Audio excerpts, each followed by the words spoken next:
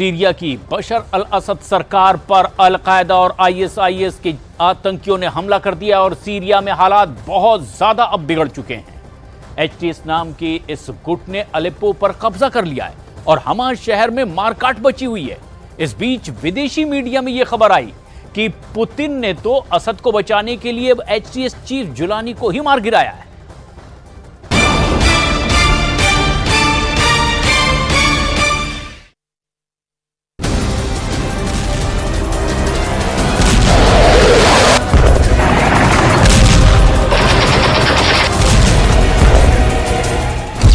Putin ने मार दिया ट्रंप का दुश्मन।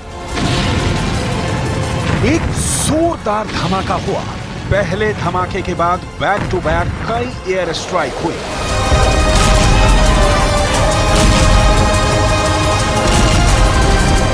धमाके इतने जबरदस्त थे कि धरती हिल गई। ऐसा लगा कि भूकंप आ गया। आसपास के लोग अपने घरों को छोड़कर भाग खड़े हुए। पूरे इलाके में अफरा तफरी मच गई।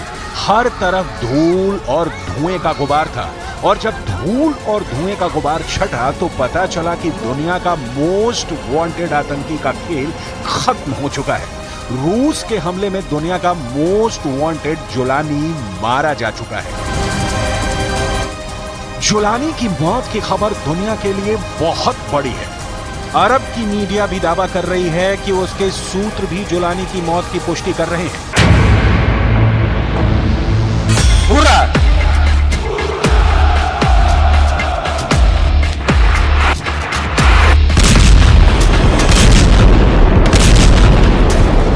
वहीं रूसी समाचार एजेंसियों के मुताबिक रूस के रक्षा मंत्रालय ने कहा है कि उसकी वायुसेना ने असद सरकार के समर्थन में सीरियाई विद्रोहियों पर हमले किए हैं। जुलानी की मौत पर अभी तक कोई आधिकारिक पुष्टि नहीं हुई है। $1 करोड़ का इनामी था जुलानी। अमेरिका का मोस्ट वांटेड था जुलानी। पुतिन ने मार दिया ट्रंप का दुश्मन।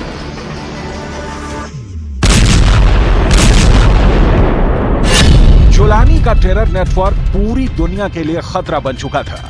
जुलानी दुनिया का बड़ा आतंकी बनने की राह पर चल पड़ा था। अगर उसके जिस्म में कुछ और दिन सांसें रहती तो वो पुतिन से लेकर ट्रंप के लिए बड़ा सिरदर्द साबित हो सकता था। लेकिन जुलानी अपने टेरर नेटवर्क के जाल में पूरी दुनिया को उलझा पाता। उससे पहले ही रूस वाले पुतिन की नजर उस पर टेढ़ी हो गई और पुतिन की मिसाइलों ने जुलानी का खेल खत्म कर दिया। दुनिया जानती है कि पुतिन की स्ट्राइक रेट 100% है और जिस बात की कमिटमेंट पुतिन ने कर दी वो उसे पूरा करके ही मानते हैं। अब सीरिया से आ रही इन तस्वीरों को देखिए। सीरिया में हालात तेजी से बिगड़ रहे हैं। कई जगहों पर भारी हिंसा हो रही है। ऐसा इसलिए क्योंकि हयात तहरीर अल शाम यानी एचटीएस के विद्रोहियों ने अलेप्पो पर हमला कर दिया। विदेशी मीडिया का दावा है कि एचटीएस ने हमले के बाद अलेप्पो का ज्यादातर हिस्सा अपने कब्जे में ले लिया है। एचटीएस का यह हमला बुधवार से शुरू हुआ था और शुक्रवार को उसने बड़े हिस्से पर नियंत्रण कर लिया। इस हमले में अब तक 300 से ज्यादा लोगों की जान जा चुकी है। एचटीएस के मौजूदा हमले ने सीरियाई गृह युद्ध में भी नया मोड़ लाते हुए सीरिया के राष्ट्रपति बशर अल असद के सामने बड़ी चुनौती खड़ी कर दी है। जबकि ईरान की अगुवाई वाले एक शक्तिशाली इराकी गुट ने सीरियाई राष्ट्रपति बशर अल असद को अपना समर्थन दे दिया है। सीरिया के कई शहरों में विद्रोहियों ने बड़े पैमाने पर सेना पर हमले शुरू कर दिए हैं। एचटीएस सिर्फ अलेप्पो नहीं बल्कि सीरिया में कई जगहों पर काबिज हो चुका है। विद्रोहियों के हमले के बाद राष्ट्रपति बशर अल असद की सेना कमजोर पड़ने लगी है। सीरिया से आई सेना की तस्वीरें देखकर डर लगने लगा है। सीरियाई सेना ने कई जगहों पर अपनी पोस्ट को छोड़ दिया है और वो या तो पीछे हट गई है या फिर वहां से सैनिकों ने भागना ही उचित समझा। सीरियाई सैनिकों से विद्रोहियों ने हथियार तक छीन लिए और उन्हें बंदी बना लिया है। अब सीरिया में हो रही इस जंग को समझिए कि अगर ये बढ़ी तो क्या हो सकता है।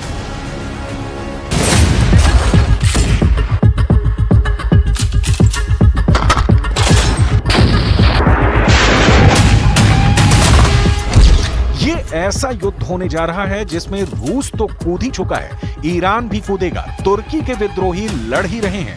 अरब देश भी खुद ब खुद खींचे चले आएंगे। इजरायल और अमेरिका ने अपनी सेनाओं को एक्टिवेट कर दिया है। अलेप्पो में चल रही जोरदार जंग के बाद दुनिया के लोग जानना चाहते हैं कि आखिर क्या है ये HTS जिसने सीरिया में तहलका मचा रखा है। तो सुनिए, ये ISIS और अल-कायदा से जुड़े आतंकियों का नया गुट है जिसे तुर्की का समर्थन है।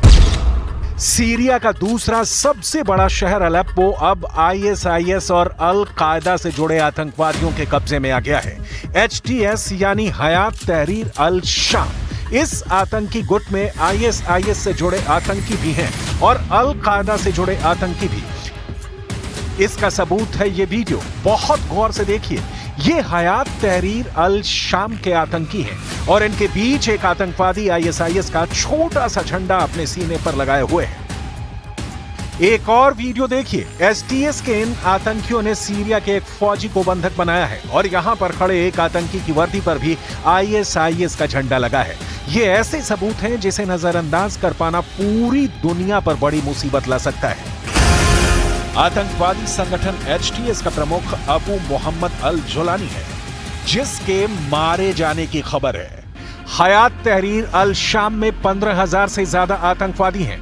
इस आतंकवादी संगठन को तुर्की से ज्यादा मदद मिलती रही है, यानी तुर्की के एर्दोआन हैं जो HTS की ताकत बने हुए हैं। कहा जा रहा है कि नाटो के सदस्य देश तुर्की ने सीरिया के अंदर रूस पर हमला बोल दिया है, क्योंकि अलेप्पो में रूस के कई सैनिकों के मारे जाने की रिपोर्ट है। क्या नाटो ने सीरिया के अंदर रूस पर सबसे बड़ा हमला बोल दिया है? पुतिन क्या करेंगे? एर्दोआन क्या करेंगे? क्या ये युद्ध बढ़ा तो नाटो और रूस की डायरेक्ट जंग होगी? इस वक्त सबकी नजर एर्दोआन पर है, क्योंकि तुर्की के राष्ट्रपति को ही इस बार सीरिया में हुए उलटफेर का मास्टरमाइंड कहा जा रहा है। क्या एर्दोआन ने पुतिन से दोस्ती दांव पर लगा दी है? क्योंकि रूस ने ही बशर अल असद सरकार की मदद करके सीरिया को पहले ISIS और अल-कायदा जैसे आतंकी संगठनों से बचाया था। इस बार सीरिया में शुरू हुए युद्ध में कौन किसके साथ है, बहुत गौर से समझिए। HTS यानी हयात तहरीर अल शाम को तुर्की से समर्थन है, तो दूसरी तरफ सीरिया में बशर अल असद की सरकार को ईरान का समर्थन है, रूस का समर्थन है। HTS में तुर्की के आतंकी हैं, अरब मूल के आतंकी हैं, उज़्बेक आतंकी हैं। पुतिन फिर एक्टिव हो गए हैं। सीरिया के अलेप्पो शहर को HTS या कहें कि अल-कायदा और ISIS के आतंकियों से आजाद कराने का युद्ध शुरू हो चुका है। रूस ने उनके ठिकानों पर बमबारी शुरू कर दी है। सीरिया की एयरफोर्स के साथ मिलकर रूस के फाइटर जेट लगातार अलेप्पो में ऐसे अड्डों पर बमबारी कर रहे हैं जहां पर HTS के आतंकियों का कब्जा है। इन धमाकों को देखकर गाजा और बेरूत की बमबारी याद आती है, लेकिन यहाँ पर रूस के टारगेट पर वो आतंकवादी हैं जो बशर अल असद की सरकार के दुश्मन हैं और जो ISIS और अल-कायदा से जुड़े हुए हैं। Это необходимые для урегулирования. Это два. И, конечно, для выхода на траекторию урегулирования, конечно, нужно решать проблему первопричин этого конфликта. सीरिया में 2011 में शुरू हुए युद्ध में 2015 में रूस की एंट्री हुई थी और 2016 में रूस ने अलेप्पो को आतंकवादियों से आजाद करा लिया था। 8 साल बाद 2024 में क्या हुआ कि अलेप्पो फिर से अल-कायदा और ISIS से जुड़े आतंकियों के कब्जे में आ गया। सीरिया में अल-कायदा के आतंकी अमेरिका में बनी anti tank missile BGM-2 fire कर रहे हैं। ये ऐसा युद्ध है जो एंटी टैंक मिसाइल से शुरू होकर बैलिस्टिक मिसाइल वाला हमला भी देखेगा। इसकी पूरी गारंटी नजर आ रही है। आतंकी गुट HTS यानी हयात तहरीर अल शाम को सीरिया का कैंसर माना गया है और ये एक बार फिर तुर्की की तरफ से आ रही मदद के बलबूते सीरिया को युद्ध में झोंक रहा है। अलेप्पो की सड़कों से आ रहे वीडियो सीरिया में दहशत पैदा कर रहे हैं कि क्या फिर से इस अरब देश में ISIS वाला दौर लौटने वाला है।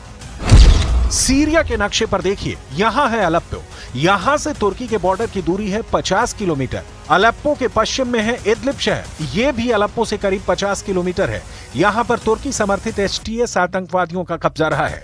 इदलिब एक बफर जोन बना जहां रूस और तुर्की के समझौते के बाद सीरिया की फोर्स दूर रही, लेकिन इस बफर जोन में नवंबर में ही इजरायल ने एक बड़ी एयर स्ट्राइक की, जिससे सीरिया की सेना कमजोर पड़ गई।